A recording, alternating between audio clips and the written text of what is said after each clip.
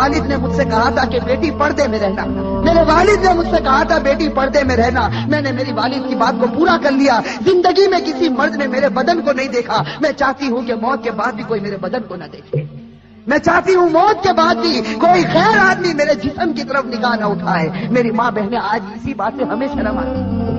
آج ہماری ماں بہنوں کو کہا جائے کہ بھائی پردہ کر دو، اور ہمارے جوانوں کو کہا جائے کہ تیرا چہرہ ایسا بنا دے جو چہرہ تیرے نبی کا تھا، تو میرے بھائیوں ہمیں پسند آتا ہے۔ میرے بھائیوں ہمارے جوانوں سے پوچھو کہ بھائی چہرے پر داڑھی رکھ لے، ہماری ماں بہنوں کو کہو پردہ کر لے، میرے بھائیوں یہ ہمیں پسند نہیں آتا۔ بتاؤ اگر نبی سے سچی محبت ہوتی، فاطمہ سے سچی محبت ہوتی، تو فاطمہ کی آخری وصیت ہے کہ زندگی میں کسی نے میرے بدن کو نہیں دیکھا، میں چاہتی ہوں کہ موت کے بعد بھی کوئی میرے بدن کو نہ دیکھے۔ روایت کے اندر ہے یہ تین باتیں کہہ کر فاطمہ ایک عجیب و غریب جملہ کہتی ہے اور ہمیشہ کے لیے خدا کو پیاری ہو جاتی۔ آخری جملہ حضرت علی سے کہتی ہے کہ علی آج میں نے روزہ رکھا ہے۔ میرے بھائیو سنو، حضرت فاطمہ کہتی ہے کہ علی آج میں نے روزہ رکھا ہے، خواب میں میرے والد میرے نبی نے مجھ سے کہا تھا کہ سحری علی کے دسترخوان پر کرنا، افطار انشاءاللہ میرے دسترخوان پر ہوگا۔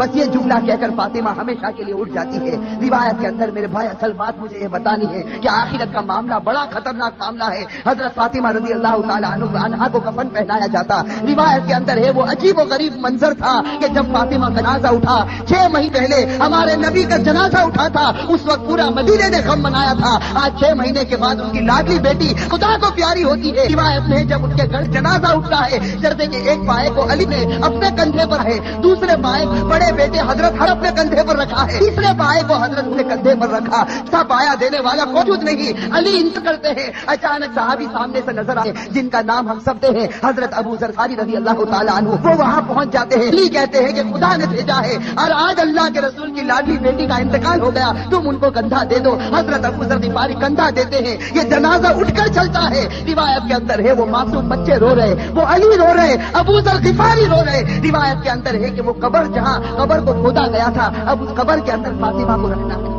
میری ماں بہنیں کان کھول کر سنیں، جب اس قبر کے اندر فاطمہ کو رکھنا ہوتا ہے، حسن اور حسین جو معصوم بچے اپنی ماں کو جب قبر میں رکھنے جاتے ہیں تو بے چین ہو کر تڑپنے لگتے ہیں جیسے کوئی مچھلی بغیر پانی کے تڑپتی ہے۔ حضرت علی کی آنکھوں سے آنسو جاری ہے، داڑھی مبارک تر ہو گئی ہے، کپڑا مبارک تر ہو چکا، حضرت علی رو رہے، وہ معصوم بچے روتے۔ ان کا رونا دیکھ کر حضرت ابو ذر غفاری رضی اللہ تعالیٰ عنہ کے اندر ایک حالت پیدا ہو جاتی ہے۔ حضرت ابو ذر غفاری برداشت نہیں کر سکتے اس منظر کو۔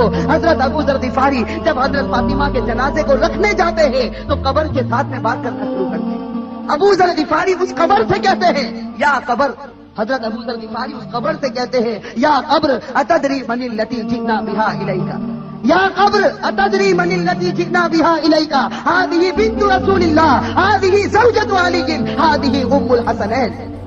حضرت ابو ذر غفاری اس قبر سے کہتے ہیں کہ ایک قبر تجھے معلوم ہے ہم کس کا جنازہ لے کر آئے، اس لیے کہ حضرت ابو ذر غفاری سے برداشت نہیں ہوتا، وہ معصوم بچے روتے ہیں، وہ علی جیسا بہادر آج اپنی آنکھوں سے آنسو بہاتا ہے، تو حضرت ابو ذر غفاری اس قبر سے کہتے ہیں یا قبر، اے قبر تجھے معلوم ہے ہم کس کا جنازہ تیرے اندر رکھتے ہیں، یہ اس کا جنازہ ہے جس کو اللہ کے رسول کی بیٹی کہا جاتا، یہ اس کا جنازہ ہے جس کو علی کی بیوی کہا جاتا، یہ اس کا جنازہ ہے جس کو حسن اور حسین کی ماں کہا جاتا۔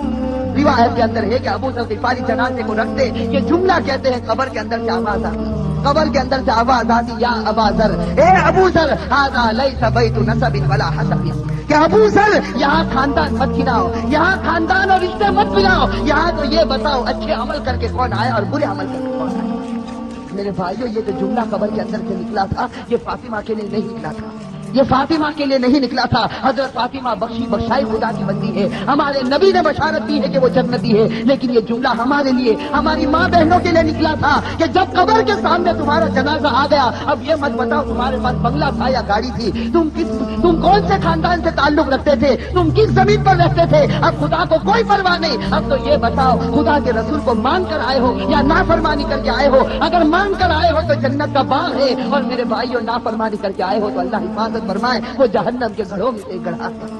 میرے بھائیو اللہ ہم سب کی عذاب قبر سے اللہ ہم سب کی حفاظت فرمائے۔